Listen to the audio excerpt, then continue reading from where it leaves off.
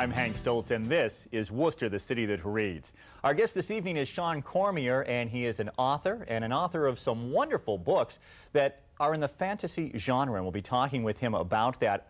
Also, many of you probably know him from Cormier Jewelers, and Shawn, thank you for stopping by tonight. Thanks for having me, Stoltz. Let's talk a little bit about that, the fact that you are in the jewelry business. Are you an author who happens to be in the jewelry business? Are you someone, a jeweler who happens to be an author? How do you see yourself? Well, I see myself as born an author and raised a jeweler. Of course, the jewelry store is a third-generation jewelry store, so you almost fall into step with that as you're growing up. But my passion has always been creative writing. And when I was growing up, my brother was slated to be the next in line to take over the jewelry store. And so I had grand plans to become a children's author. And then tragically, my brother passed away when I was younger. And I think part of me felt a little obligated to go into the jewelry store. And part of me still wanted to pursue my writing. And that's what I did. I did both. Now, Shawn, that obligation, the obligation that you felt to your family as well as to what you feel is your calling, which is to be an author as well. How do you kind of balance the two? Are you rising every day at 4 to write so many words? How does that process work? It's very difficult. What comes first is the jewelry store, because I have an obligation to my employees and to my family and to the Cormier family to keep it going. So yes, I did all my writing outside of work. And of course, what comes second is family. I have 2 young children and a wife, and you can't shirk that responsibility for your passion, so at least I couldn't do that. So most of my writing was done from 11 to 2, and then I would get a few hours sleep and get up and go to work. And balancing it was difficult because a jewelry store is not a static atmosphere. You always have to be thinking of growing the business. Similar to writing, where you're creating a story in a jewelry store, you're constantly thinking of creative ways to bring in. So there is a creative process, but I'm fascinated by this, that you really set yourself the 11 to 2. I think there's an awful lot of people who feel, as you did in an early age, that I'm a writer, or I'm going to go out and I'm going to create this wonderful world and people will enjoy it, or what a great life.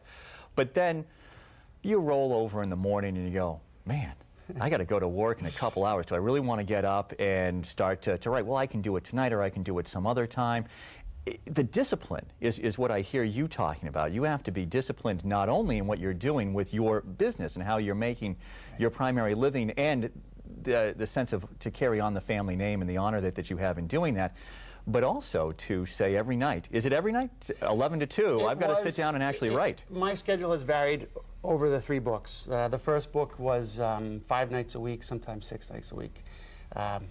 Children in bed, wife watching the news, it's time for me to go write. And it wasn't so much discipline as love. It was something I truly enjoy to do, and getting up in the morning is never a problem because I love what I do at the jewelry store. So, and thank God I don't need a lot of rest. But I think if you have to force yourself to write sometimes, I think you should look inside and see what your passion is. This is not a job for a passionless person.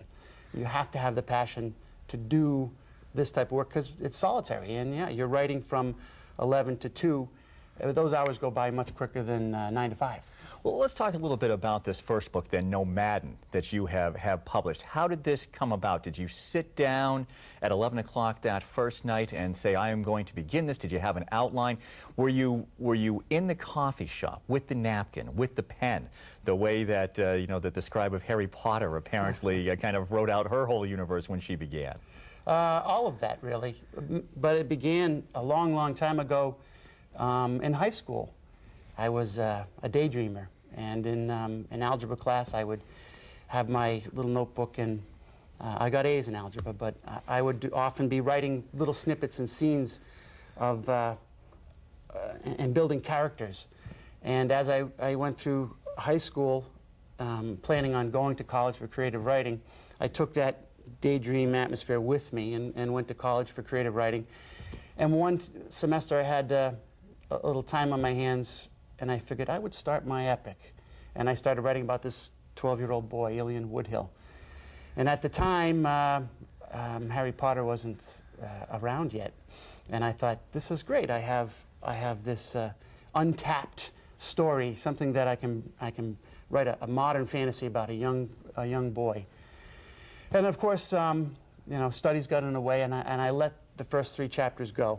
I put them aside and concentrated on my studies and everything else you do in college as a young person, and graduated with my degree in creative writing, and discovered that didn't qualify me for a 30-year mortgage.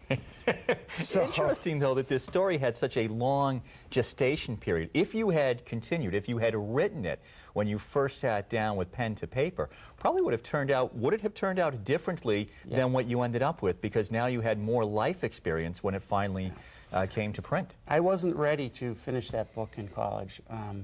I think with any skill, you have to get better and better at it, and that comes through practice and trial and error. I'm a tennis player. I play tennis, and I'm not a very good one.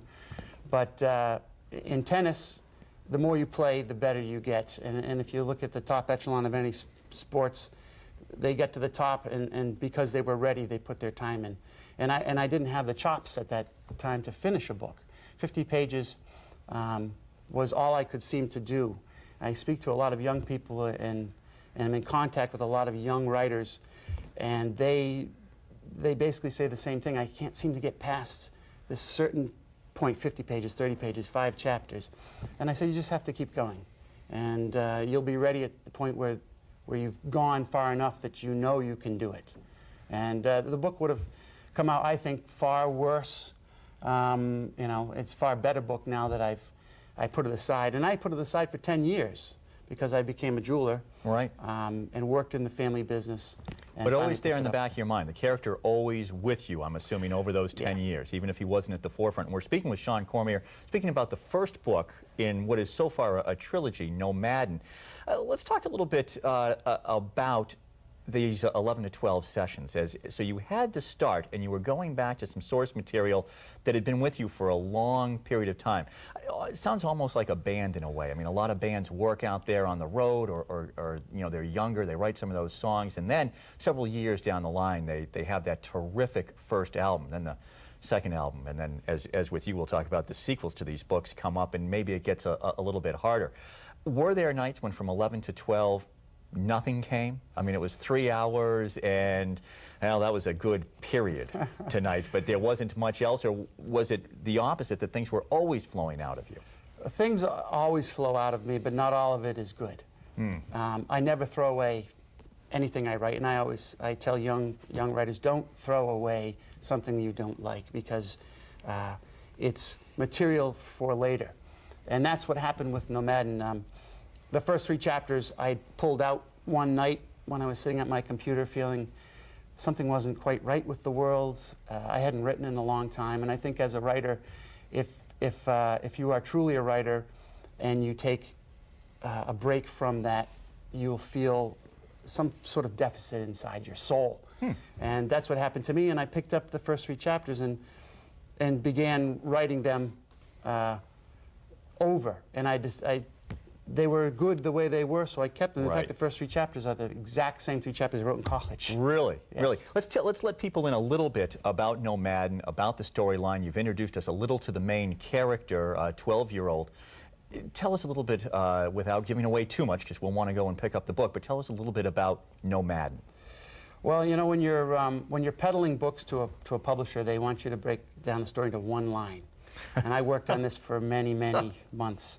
And I came up with the one line to describe, in fact, the whole series. And it's the story of a young boy considered the savior who discovers that he might be the devil instead. Oh, let's hold there for a moment. And we're speaking with Shawn Cormier on Worcester, the city that reads. Many of you know him from Cormier Jewelers. But we are talking about the 3 books that he has out so far. When we come back, more about Nomadin with Shawn Cormier on Worcester, the city that reads.